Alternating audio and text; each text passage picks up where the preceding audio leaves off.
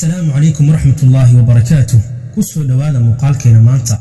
عبد الرحمن عافية إساقو كشيكينا يسيدو كسو إسلامي وحا ويري مركا أنجري لحي تونسان وحان فديه ميل حفلد أنيقو لفديه ساحيب كيغا كاسو مقعيسا أها سايمن إساقنا مسيحي أيو أها وحو يدهي جو محان او إيماني أدونك أو سبب وحان قدهي نغا آمو سايمن سؤاشان صح معهن من الربعين المقلو وحان أو كله وحو يدهي maya maxay tahay sababta aan u joogno adduunyada aaba iyo hooyo kaliya inay ganacsadaan kadibna ay dhintaan ma intaasa anigana waxaan ku dhahay Simon saaxiibkayga naga aamus meeshan waa meel xaflad aniga mar rabo wax ku saabsan hadaladan laakiin subhanallah maalintaasi su'aashii Simon kadib waxaan isweydiin jiray maxaan u joogaa adduunyada maxayna tahay sababta anigoo jiro 16 sano iyo bar waxaan fadhiistay maktabad wax lagu akhristo anigoo diyaarinayo imtixaanaadka ayaan ku arkay horteeda kitaabo badan oo ka hadlayo diimaha kitaabadaas diimaha dhan ayaa ku jireen ilaa islaamka mana ka helin kitaabadaasi wax ku saabsan diinta islaamka anigana ma garanaynin wax ku saabsan diinta islaamka waxaan akhriyay kitaabada qaarkood sida kitaabka masiixiyada bible-ka وانا اخريي مانا كو اركن جوابتي ويدي سايمون وان اسكغتي كتابك مر لباد ايان قاتي او ان اقريي الا 6 بلود الا 4 بلود وان ودا اخريي كتابدي او دن ميشا يالي وان فكري وان واي جوابتي ان ربي waxaan islahay iska dhaaf su'aashii ku weydiiyay Simon bisu'aash maysan ka bixin maskaxdeeda 3 bilood kadib anigoo jiro 17 sano oo saaran baska kuliyada waxay ahayd maalintaasi maalin jimca waxaan arkay masjid ku yaalo London taasoo masjidka Malik Fahd Allah u naxariistay waana masjid weyn waxaan ku arkay dad badan sida Afrikaan kuwa Khaliiji باكستاني إندونيسيان كل جود وحي حرناين درك الدولة دودا معناها درك دلكودا لغا استعماله وحان نفتي ذي ويدي داد كان ييهين ولما أركن داد سيدان الدون كودان ميوذي جوغان داد كان ييهين وحان كدقي بسكي أنصارنا وحان آذي لنك مسجدك وحان مقلي عدك إمامك إي جمعها وانا مركي يوهو ريسيان مقلو القد عربي نولشيدا لكن وان مقلي waxaana ka arkay luqadda Carabiga ka hor TV-ga subhanallah waxaan aaday masjidka waxaana maqlay luqadda Carabiga isla markii hore ayaan ka cabsaday 30 sano ka hor wajiga laga haystay TV-ga islaamka ama muslimiinta waxay ahaayeen wax aad u xun 30 sano ka hor wajiga laga haystay muslimiinta waxay ahaayeen inay yihiin muslimiinta argagaxiso iyo wuxuu sheegay shiicada sida ay isku garaacayaan luqadda Carabiga waan ka cabsoonayay waxaana fadhiistay masjidka banaankiisa dadkana waxay ka soo baxeen masjidka markii jimcaha salaada laga soo baxay meesha ayaan fadhiyay waxaan isweydiiyay كان كدب وحا إيمادين nin walaal oo u dhashay Suudaan laakiin Ingiriis wuxuu ilaahay adiga ma muslim ayaa tahay isla markii waan cabsaday waxaan dhahay maya aniga muslim ma ihi wuxuu ilaahay waa caadi dib ma lahan ee hadiyad ayaan ku keenaya ma isugi kartaa waxaan dhahay way wanaagsan tahay mahadsanid waan ku sugi karaa wuu baxay wuuna ii soo laabtay isagoo wato 2 kitaabood hal kitaab wuxuu kitaabka Quraanka Kariimka oo lagu fasiray luqadda Ingiriiska kitaabka labaadna wuxuu wax ku saabsan diinta Islaamka sida diinta islaamka maxay tahay yuu yahay nabi Muhammad sallallahu alayhi wa sallam iyo wax la mid waxaasi wuxuu ilaahay adiga ayaa iska leh hadiyadan qaado wax walba aad leedahay oo su'aal waqti walba aad ii soo laaban kartaa waxaana dhahay isaga waad mahadsan tahay waxaasna waxay ahaayeen wax aad u qurux badan kadibna waxaan ku soo laabtay guriga waxaana aqriyay fasiraadii Quraanka laakiin luqadda Ingiriiska 30 sano ka hor ma ahayn sidaan hadda ay tahay agteena fasiraadda Quraanka waa waadix maanta بصدن سنة كهر فسراد القرآن كاللغة إنجليشكا لغة إنجليشكا قديم كهيد أي أهيد أما هوري لو استعمال جري يعني لغة لغو فسري قرآنك ولغة قديمي آدم ويو أتكيد أنا قال صبر ملاهين بس أنا وانا أقريناي أنا بالبال وقدينايو وان اسكاغتي كدب مركي ان سيدي توصل جري انيغو بس لباد سارن waxaan fadhiistay baskaasna waxa saarnaayeen 2 dumar labadooda mid kamid waxay ka hadlaysay waxaan aadnay beerta London waxaana loo yaqaan Hyde Park meeshaasi waxa ku taalay meel la dhahayo Speak Corner waxay dhahday meeshaas caadi ma ahan waa meel waali dadka meesha joogaanna way wada waalin yihiin markaasi ayaan isdhahay maxay ka wadaan markaasay saaxiibadayda ku dhahday iyagoo ka hadlayo diintooda markaasna kor ayay u hadlayaan yaani waxay ka hadlayaan ay kor ugu dhawaaqayaan mid masiixi mid hindi mid buudi mid muslim kulligooda meesha ayay wada joogaan wayna wada waalin yihiin kulligooda markaasi ayaan isdhahay laga yaabaa su'aashii saaxiibkaagu uu ku weydiiyay ay Simon oo ahayd maxaan u joognaa adduunka in aan ka helo meesha Speak Corner maalinta axad kaliya ayaa la imaadaa maalin kalena ma jirto maalintii axad ahayd ayaan aaday beerta wallahi meesha waa meel waali kulligood waxay ku hadlayaan codkooda yacni qof walba codkiisa kor ayuu u qaadayaa meesha ayaan tagay وانا مقلي قف والبنا وحا ايو كهدلايي مانا كو اركين وح عصب لكن قفكي ugu dambeeyay meesha joogo wuxuu ahaa qof muslim isagana magaciisu wuxuu ahaa khaaja laakiin ninkaasi waxaan ka maqlay hadal kuwii hore aysan ku hadlaynin. wax walba uu ninkaas ku hadlaayeen waxay u dhawaayeen jawaabihii uu rabay saaxiibkayga Simon oo ahayd maxay tahay sababta aan u joogno adduunka. ninkaasi wuxuu ka hadlaayay wax ku saabsan tawxiidka iyo culumta quraanka. mar labaad ayaan ku soo laabtay meeshii waana fadhiistay, waxaana imaaday 1 ilaa 6 ayaan joogay meesha. waqti badan ayay ahayd. maalin walba oo axad ahna waan imaan jiray, isagana maalin walba oo axad ah wuu joogi jiray meesha, laakiin mala hadli jirin aniga, waana dhagaysan jiray. anigana waxaan ka cabsan jiray ileen isaga ma garanayo aniga, marka waxaan ka cabsan jiray inuu ila dagaalo. 3 bilood kadib waan isbedelay, waxaana ogaaday inuu Allah jiro. 3 bilood kadibna waxaan bilaabay in aan codkiis duubo. 6 bilood ayaan imaanay Hyde Park. 6 bilood kadib waxaan ogaaday inuu Allah jiro shaki la'aan. waan ka fikiray diintan. maalin walba oo axad ah uu isaga ka hadlaayo diintan inay tahay wax Allah agtiisa ka yimid, kitaabka quraankana inuu ka imaaday Allah agtiisa. bisma lahan agtaydi cilmi oo aqoon gooni ah ma ka haysanin. markiiba waxaan isweydiiyey su'aalo badan. anigana waxaan aaminay quraanka, laakiin shaki badan ayaa igu jiray, waxna kama garanaynin diinta islaamka. waxaan dhahay nafteyda maalintii axad ahayd, jow waa in aadan maanta cabsoonin, waa in aad la hadashaa isaga, waa in aan la hadlaa maanta. 6 bilood ayaa isoo dhaaftay, waa in aan maanta la hadlaa isaga cabsi la'aan, waana inaan iska saaraa cabsida. isagana wuu dhameeyey khudbada. waxaan su'aalay oo aan dhahay wax yar oo waqtigaaga isii, rajadeeda mustaqbalka waxay tahay in aan geli doono islaamka. ma haysto wax cilmi ah, mana haysto wax kitaab ah, ma ii caawin kartaa? wuxuu ii dhahay ma waxaad rabtaa inaad diinta islaamka aad wax ka ogaatid? waxaan dhahay haa, weliba su'aalo badan ayaan wataa, mana haysto wax kitaab ah. wuxuu ii dhahay maxaad rabtaa? waxaan dhahay yuu yahay Muhammad sallallahu alayhi wasallam iyo waxyaabo kale ayaan rabaa inaan ku weydiiyo. wuxuu ii dhahay dhib ma lahan, ma rabtaa inaad ila fadhiisato aad ila sheekaysato? insha Allah su'aal walba jawaabteeda ayaan ku siin doonaa insha Allah. waxaan ku dhahay aad ayaad u mahadsan tahay. isaga ayaana la fadhiistay ugu yaraan 1 saac iyo bar ilaa 2 saacadood. waxaan weydiiyey wax ku saabsan tawxiidka iyo quraanka, sidoo kale jannada iyo jahannama iyo ambiyada, laakiin isaga akhlaaqdiisa iyo asluubtiisa waxay ahaayeen wax aad u qurux badan. ugu yaraan 2 saacadood markii aan wada joognay wuxuu ii dhahay jow hadda adiga ma aaminsan tahay Allah iyo Nabi Muhammad sallallahu alayhi wasallam qalbi ahaan? waxaan ku dhahay haa, waan aaminsanahay. kadib wuxuu u weydiiyey shaki ma kaaga jiro qalbiga Allah kaligiisa, yacni in la rumeeyo kaligiisa, Muhammadna uu yahay rususha midkii ugu dambeeyey, oo shaki maad ka qabtaa? waxaan ku dhahay maya. wuxuu ii dhahay wax ayaan ku dhahayaa, adigana iga daba dheh. shahaadadii ayuu ii qabtay, anigana waan ka daba dhahay. waxayna ahayd luqadda carabiga wax igu adag. markii shahaadada aan ku dhawaaqay ayuu takbiirsaday. wuxuu dhahay Allahu akbar. wuxuu ii dhahay haddana waxaa tahay muslim, isagoo laabta ii geliyey. waxaan ku dhahay isaga markaasi maya hadda ma ahan, aniga ma rabo maanta, laga yaabaa muslim inaan noqdo mustaqbalka. wuxuu ii dhahay maanta adiga muslim ayaa tahay. wuxuu ii dhahay wax yar sug. kadibna habtii uu yahay ayuu gadaal uga noqday. kadibna waxaan arkay dad badan oo joogaan beerta. dadkaasi waxay gaarayeen ku dhawaad 60 ilaa 70 qof. kulligooda laabta ayay ii geliyeen, iyagoo ii duceynaya oo dhahaya muslim cusub, yacni qof cusub ayaa soo galay diinta. kulligood way wada faraxsan yihiin. anigana waxaan isleeyahay maanta ma ahan muslim ma ihi. wariye Cabdullaahi Al-Mudayfir ayaa ku yiri jow ma heshay jawaabtii aad raadinaysay ee ahayd maxaa naloo keenay adduunka? jow ayaa ku yiri haa, waana helay jawaabta. wax adduunka naloo keenay wax kale ma ahan in aan Allah caabudno. kadib wariye Cabdullaahi Al-Mudayfir ayaa ku yiri maxaad dareentay markaad ku dhawaaqday shahaadada luqadda carabiga iyo ingilishka? markii aan shahaadada ku dhawaaqay dad walaalka la joogay waxay dhaheen kulligeyna waxaan aadaynaa masjidka, ma rabtaa? ayay igu dhaheen in aad na raacdo. anigana waxaan ku dhahay maya, ma rabo masjidka, xoogaa yar meeshaan ayaan iska fadhiisanayaa. waxaan fadhiistay beerta,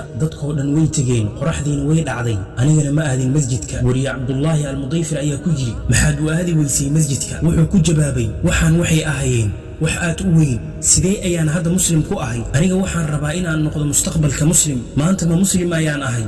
yacni wuxuu ka hadlayaa waqtigaasi xaaladii uu ku sugnaa. waxaan fadhiistay beerta, waan ka fakeray, aniga ma rabaa, yacni wuxuu ula jeedaa ma diintan in aan soo galo ayaan rabaa? haa, waan rabaa. waxaan ka aaminay qalbiga. markaas ayaan nafteeda ku dhahay jow waxaan waa wixii ugu wanaagsanaa ee aad samaysay noloshaada. aniga waxba kama garanaynin diinta islaamka, laakiin waxaan ogaa wixii aan sameeyey inay yihiin wixii ugu wanaagsanaa nolosheeda. nus saac ayaan fadhiyey meesha, kadibna gurigeyga ayaan ku soo laabtay. qof walba marka uu ku dhawaaqo shahaadada kadib kadibna galo diinta islaamka noloshiisa way isbedelaysaa sida qof noloshiisa oo dhan indhoolo ahaa kadibna noqday qof wax arkay yacni wuxuu ula jeedaa qof noloshiisa dhan madow ay ahayd kadibna allah geliyey nolol iftiin badan isagoo hadalka sii wata ayuu yidhi xitaa waxba kama garanaynin sida loo weys qaato iyo sida loo tukado walaalka ayaa igu dhahay gurigaaga aad markaad aado gurigaagana qubayso gurigii ayaan aaday waxna ma dhihin waalidkayga oo ma u sheegin in aan muslim noqday wariye cabdullaahi almudayfir ayaa ku yidhi goormee ayuu ahaa ramadaankii kugu horreeyey aad soonto jow ayaa ku jawaabay 2 bilood kadib wariye cabdullaahi almudayfir ayaa ku yidhi iyaga ma ku ogaayeen hooyada iyo aabbaha inaad sooman tahay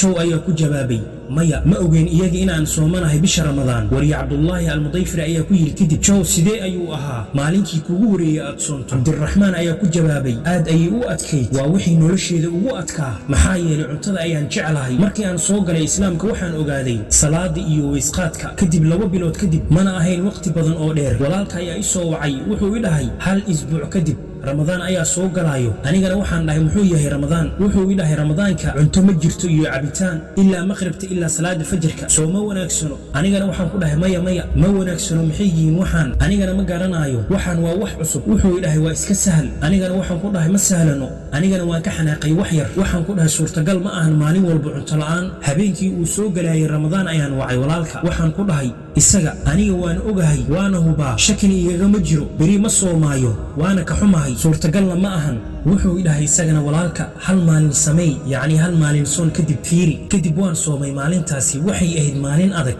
waxaan kacay 9kii isla markiiba waxaan ku fekeray maqaaxida inaan aado waan jiiftay oo waan iska hurday anigoo suxuur la'aan ah kadibna waan soo kacay salaadii fajirka kadib anigoo aan saxuuranin waxaasi waxay ahaayeen wax adag anigana waxaan ku fekeray jikada inaan aado waxaana furay talaajadii haddana waan fekeray haddana waan iska xiray markaasi ayaan isdhahay waqti badan kama dhibno 7dii insha allah waa la gaari doonaa markii la gaaray 9kii guriga ayaan fadhiistay waxaan iska akhrinayay majallad kadibna saacadda ayaan fiiriyey 9kii iyo 5 daqiiqo waaye weli marka horena waxay ahayd 9kii waqtigan waaba ka yaabay maxaa waaye maba soconaayeen sidaasi ayaan isdhahay waxaan isdhahay kadib waayahay wax kala sameey haddana saacaddii ayaan fiiriyey waaba 9kii iyo nus maalintaasi waxay ii ahayd yacni halkaas maalin waxay u dhigantay isbuuc dadkana ma oga inaan soomanahay kadibna waxaan aaday makhaayadda Burger King waxaana dalbaday 3 cunto kadib waxaan u soo degay qaybta hoose meesha ayaan iska fadhiistay adiga waxay ahayd 6dii iyo nus meesha ayaan fadhiyay alxamdulillaah waxaa la gaaray waqtigii maqribka oo ahayd 7dii kadib cuntadii dhammaan kulligeeda waan cunay wax kale oo ii harayna ma jirin caloosha waan ku hubsaday cuntada kadibna 9kii iyo nus masjidka ayaan aaday waan soo tukaday salaadii maqribka kadibna guriga ayaan ku soo laabtay hooyadayna way joogtay waxay i dhahday jow wax yar kadib waan cashaynaynaa sidee ayaan dhahay macnaha anigoo la hadlaayo nafteyda caloosha ayaan hadda soo buuxiyey waxna ma u sheegi karo kadibna waan casheeyey oo wax yar ayaan cunay wariye cabdullaahi almudayfir ayaa ku yidhi cabdiraxmaan ehelkaaga wax isbeddel ah ma kaa dareemin miya wuxuu ku jawaabay aabbahayga maya wax isbeddel ah muusan iga dareemin isagana wuxuu ku mashquulsan yahay ganacsiga laakiin hooyadii 2 mar ama 3 mar waxay i dhahday jow noloshaada mushkilad ayaa haysato laga yaabaa in ayada ay ku fikirayso in aan samaynayo waxaanan wanaagsanayn sida daraagiska inaan isticmaalayo cabdullaahi almudayfir ayaa ku yidhi iyada way dareentay miya inuu kugu dhacay isbeddel wuxuu ku jawaabay cabdiraxmaan haa way dareentay laakiin iyada ma ogo sida aan isku beddelay anigana waan cabsoonayay waayo in la ii ogaada ayaan ka cabsi qabay cabdullaahi almudayfir ayaa ku yidhi maxaa isbeddel ah hooyada ay kaa dareentay wuxuu ku jawaabay inta aan soo galin islaamka waxaan lahaa asxaab badan maalin walba way isoo wici jireen xitaa aabbahayga iyo hooyadeeda way igaga xanaaqi jireen markaas ma haysan mobil sida hadda oo kale gurigana teleefon ayaa yiilay maalin walbana asxaabteeda way isoo wici jireen iyagoo dhahayo jow ma joogaa ugu yaraan 6 ilaa 7 asxaabteeda ka mid ah ayaa isoo wici jirtay maalintii iyagiina waan iskaga tegay asxaabteeda markaan islaamay shayga labaadna wuxuu ahaa in maalin walba aan joogi jirin guriga sababtoo ah waxaan ku sugnaan jiray masjidka iyagana ma ogeyn waxay i dhihi jireen intee aada mala joogtid asxaabtaada iyagana way ii baqayaan 6 bilood kadib ayay ogaadeen inaan muslim noqday aniga muslim cusub ayaan ahay sidaa darteeda xamaasad badan ayaa ii haysay waxaan aqriyay xadiis ka hadlayay garka waxaan ku dhahay nafteyda aniga waxaan rabaa inaan sameeyo sidaan ilaa rasuulka sallallahu alayhi wasallam uu jeclaa garka yacni anigana garka waa in aan deystaa aadna waan ugu farxay kadib waxaan isdhahay waa inaad la hadashaa jow aabbahaagi iyo hooyada waa inaad u sheegtaa inaad muslim noqotay kadibna waxaan imaaday guriga iyagoo fiirsanayo tv-ga guriga waxaan ku dhahay hooyo iyo aabe waxaan idiin hayaa akhbaar. maxay tahay akhbaarta ayay igu dhaheen. maxaan rabtaa? waxaan ku dhahay shay muhiim ah ayaa jiro ee ma ii dhegaysan kartaan? waxay ii dhaheen maxaa waaye? anigana waan neefsaday, wallaahi aad ayaan u cabsoonayay. waxaan ku dhahay hooyo iyo aabe aniga waan islaamay. aabahayga isla markii wuu qoslay. aabe isaga wuxuu ku fakarayay in aan kaftamaayo, laakiin hooyaday waan ka xumahay way oysay. aabahaygana wuu iska qoslayay, hooyadeydana way oynaysay. maxaan sameeyaa hadda aniga? kadibna waan iskaga soo tegey oo qolkayga ayaan iska soo aaday. kadib qolkayga hurdada ayaan iska fadhiistay. waxaan wacay saaxiibkayga, waxaan ku dhahay aabba iyo hooyo way ogaadeen in aan noqday qof muslim ah. wax weyn ma jirin oo dhibaato aan kala kulmay, laakiin ku dhawaad 2 bilood ilaa 3 bilood kadib ayay dhibaatada bilaabatay. subxaan allah, mushkiladaha ma ogi sida ay u dhacayaan. maalin walba waxaan tukadaa salaada fajirka marka ay tahay 3:30. anigana ma rabo salaada markaan tukanayo codkayga kor inaan u qaado si aysan ii dhibsanin waalidkayga. salaada waxaan ku tukadaa qolkayga, codkaygana hoos ayaan u dhigaa marka aan tukanayo si aysan ii dhibsanin iyaga. habeenkii aabbahayga wuu soo kacaa marka uu maqlo codkayga. marmarka qaar anigoo sujuudsan ayuu albaabka igu soo furaa, kadibna albaabka ayaa madaxa iga dhaco anigoo sujuudsan. wuxuu idhahaa maxaad samaynaysaa jow? kadibna wuu u xanaaqaa. anigana maxaan samayn karaa? anigana waan ka fekeray, mana rabo inuu waalidkayga iga xanaaqo. waxaa laga yaabaa marka aan weys qaadanayo inuu ku soo kaco. kadib waxaan samayn jiray biyaha ayaan qolkayga iska soo dhigan jiray. salaada markaan tukanayana hoos ayaan u dhigi jiray codkayga. kadibna aabba ayaa soo geli jiray anigoo sujuudsan, wuuna ka xanaaqi jiray. wuxuu ii dhihi jiray adiga ma waalan tahay? 2 bilood ayuu xaalka sidaasi ahaa. maalin ayaan aadnay maqaaxida aniga iyo familkayga oo dhan. maalintaasina waxay ahayd jimco walbana waxaan aadi jirnay aniga iyo familkayga maqaaxidaasi. kadib aabba ayaa igu dhahay jow, adiga hadda waxaad tahay muslim, suurtagalna ma ahan adigoo muslim ah inaad joogto gurigayga, khaasatan adigoo tukanayo. jow aabbihiisa ayaa ku dhahay habeenkii ma awoodo hurdada adiga dartaada, adiga muslim ayaa tahay, haddii aad tukanayso ma ahan inaad ku tukato gurigayga. wuxuuna i dhahay maanta waxaan rabaa jow inaad i dhahdo salaada waan ka tegayaa. haddii aad rabtana salaada in aad tukato aniga wiilkayga ma tihid. haddii aad rabto inaad tukato salaada adiga ma tihid wiilkayga, gurigaygana waad ka baxaysaa. anigana waxaan ku fekeray hadalka uu i dhahay kaftan camal inuu yahay ama uu igu ciyaarayo. anigana wiilkiisa ayaan ahay. waxaan ku dhahay aabbahayga ma kaftamaysaa aabe? wuxuu i dhahay maya. kadib waxaan arkay aabbo iyo hooyo iyo walaashayda oo hal meel ka soo wada jeestay, yacni hal garab ah. anigana aabbahayga waxaan ku dhahay aabe waan ku jeclahay, weliba wax badan ayaan ku jeclahay. hooyo adigana sidoo kale iyo walaashayda wax badan ayaan idin jeclahay. laakiin aniga hadda waxaan ogaaday haddii aan idinka idin jeclahay waxaa laazim ah in aan jeclaado allihii idinka idin abuurtay. anigana waxaan jeclahay allihii idinka idin abuurtay. ilaahayna wuxuu dhahay addoommadeyda waa inay tukadaan, anigana suurtagal iima ahan inaan salaada ka tago. kadibna waxaan ku dhahay aabbow sidaan ha samaynin oo sidaan ha samaynin. isagana wuu xanaaqay. kadibna wuxuu i dhahay hadda ayaan rabaa jawaabta, ama inaad doorato salaada ama inaad i doorato aniga. anigana waxaan ku dhahay salaada laga maarmaan waaye, kamana tegi karo. kadibna wuu iskaga tegay maqaaxida, gurigana way iga saareen. yacni wuxuu idhahay ha isku soo halaynin guriga inaad timaado. anigana maqaaxida ayaan iska fadhiistay anigoo wax haysanin sida lacag la'aan iyo wax walbo. aniga waan fekeray, waxaan dhahay waxaan maxay yihiin oo hadda maxaan sameeyaa? telefoon ma haysanin si aan u waco saaxiib, anigana ma garanaynin waxaan sameeyo. kadib masjidka ayaan iska aaday. masjidkaasna wuxuu ahaa masjidka Malik Fahad, wuuna ii dhowaa, wuxuuna ii jiray meel nus saac oo kale. waxay ahayd 10kii habeennimo. masjidka ayaan aaday. kadib imaamkii ayaa la fadhiistay ilaa salaadii fajarka. kadibna salaadii fajarka ayaan tukaday. qof ayaa ii imaaday, magaciisana wuxuu ahaa Maxamuud, wuxuuna u dhashay dalka Sacuudiga, wuxuuna ahaa reer Madiina. Maxamuud ayaan la hadlay, isagana wuxuu i dhahay ha cabsanin, waxaan waa wax iska caadi ah.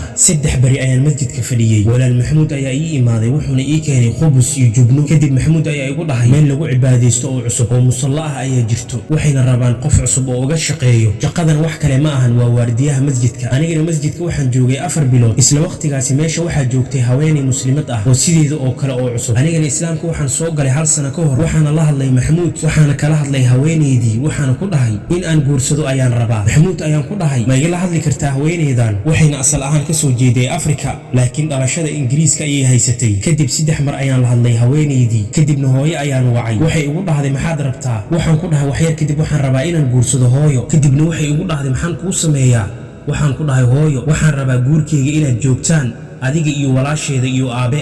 alxamdulillaah, kulligooda way imaadeen iyagoo aan ku faraxsanayn. wariye Cabdullaahi Almudayfiri ayaa ku yidhi Cabdiraxmaan, baabuurkaad wadan jirtay muxuu ahaa inta aadan soo galin islaamka? Cabdiraxmaan ayaa ku jawaabay BMW ayaan haystay. inta aan soo galin islaamka wax walba waan haystay, xitaa waxaan rabo waxaan dhihi jiray meeqa waaye isla markiiba waa gadan jiray maxaa yeelay wax walba ayaan haystay markaan guursaday kadib waxaan sameeyey wax aan weligii ku fakerin in aan samayn doono sida in aan ka shaqayn doono taxi iyo supermarket kadib Cabdullaahi al-Mudayfiri ayaa ku yiri maxaad uga soo tagtay London wuxuu dhahay marka ugu horeyso horta Britain waan jeclahay aniga waana magaaladeeda laakiin markaan soo galay islaamka oo la ii dhalay wiilkayga Cabdallah iyo Cabdiraxmaan nolosheeda waqtigaasi ma ahayn mid sahlan sidoo kalena dadka joogan London iyagana markay arkaan qof sideeda oo kala ah oo leh gar haddana muslim ah kuma farxi jirin iyagana aniga kuma qanacsanayn Cabdiraxmaan iyo kasoo tagitaankii London wariye Cabdullaahi al-Mudayfiri ayaa ku yiri sidee ayaad u arkaysay inaad timaado Sacuudiga aragti noocay ah ayaad ka haysatay Sacuudiga Cabdiraxmaan ayaa ku jawaabay waxaan ku fikiray dadka Sacuudiga inaysan waxba ka saynin ilaa aan ka ahayn la noolaanshaha saxaraha iyo geelka waxaan ku fikiray inay yihiin dad adag Cabdullaahi al-Mudayfiri ayaa ku yiri aragtidaas ma isbedeshay marka aad timaaday Sacuudiga markaan imaaday waxaan tagay Jeddah waxaana tagay xaramka waxaan arkay Kacbada isla markiiba hore ayaan ka ooyay waxaana arkay dad badan oo meesha joogay akhlaaqdoodana aad ay u wanaagsanayd waan fakiray dadkaana ma garanaynin waxaan isdhahay lagama maarmaan waaye inaad barato dadkan Cabdullaahi al-Mudayfiri ayaa ku yiri waxaad la kulantay Sheekh Ibn Uthaymin muxuu ku dhahay Cabdiraxmaan ayaa ku jawaabay wuxuu ii dhahay ilaahay ka cabso intaad awoodo waalidkaagana baari u noqo wuxuuna ii dhahay haddii hooyada iyo aabbahaga aysan muslim ahayn waa inaad u samaysaa ixtiraam oo aad u ihsaan fashaa waana laazim inaad barato luqadda carabiga sidaas ayuu ugu dhahay Sheekh Ibn Uthaymin Cabdullaahi al-Mudayfiri ayaa ku yiri shaqada Sacuudiga aad ka soo doonatay maxay ahayd wuxuu ku jawaabay Cabdiraxmaan intaan imaanin Sacuudiga waxaan joogay Maghrib hal sano waxaan isdhahay suurtagal maahan inaad joogto Maghrib shaqo la'aan Maghribna ma lahayn shaqo waxaan arkay xayisiis shaqo ah oo internet kala soo galiyay oo ah macallin luqadda Ingiriiska dadka bara in loo baahan yahay emailkayga ayaan fariin ugu diray kadibna shaqada ayay ii ogolaadeen Cabdullaahi al-Mudayfiri ayaa ku yiri hooyada iyo aabbahaga ma halkaan ayay ku imaadeen Cabdiraxmaan ayaa ku yiri Cabdullaahi al-Mudayfiri ayaa ku yiri oo ma cabsanaynin miya isagana Cabdiraxmaan wuxuu dhahay markii hore wallahi waxaan la hadlayay 15 sano oo aan dhahayay aabba iyo hooyo halkaan imaada xitaa waxaan ku dhaafiyay fiidiyoyadan Sacuudiga waa meel aad u qurxoon laakiin wax badan ay ka cabsadeen wayna diideen kadibna way imaadeen Sacuudiga hooyada iyo aabahayga hooyo ayaa igu tiray Sacuudiyaanka waa dad wanaagsan qisada Cabdiraxmaan halkaas ayay ku eg tahay laakiin Cabdiraxmaan profile-kiisa TikTok ayaan booqday wuxuuna soo geliyay muuqaal yar kaas uu ku leeyahay xaaskayga iyo ciyaalkayga waa muslimiin alxamdulillah bas hooyo iyo aabe iyo walaasheeda ilaa hadda ma muslimin alle ayaa soo hadiyay qofku uu doono ilaahay ha ku sharxo qalbigooda diinta islaamka muuqaalkaasi markaan dhameystay ayaan qaybta commentiska waxaan ugu qoray qisadaada wuxuu ku tarjumay luqadda Soomaaliga ma ka heshay walaalkayga Cabdiraxmaan ayaa iigu soo jawaabay alxamdulillah waad ku mahadsan tahay mustaqbalkan waxaad ku calaamadaysaa akoonadeyda sidaa darteeda dadka waxay heli doonaan bogayga mar labaad ayaan waxaan u qoray ma jeceshahay walaalahaaga muslimiinta ah ee Soomaaliya wuxuu igu soo jawaabay waan jecelahay anigana waxaan u qoray waan ku jecelnahay Cabdiraxmaan waxaan walaalo ku nahay diintan adigana waxaad tahay walaal wanaagsan halkaasi ayuu ku egtahay qisadii Cabdiraxmaan wassalaamu calaykum wa rahmatullaahi wa barakaatuh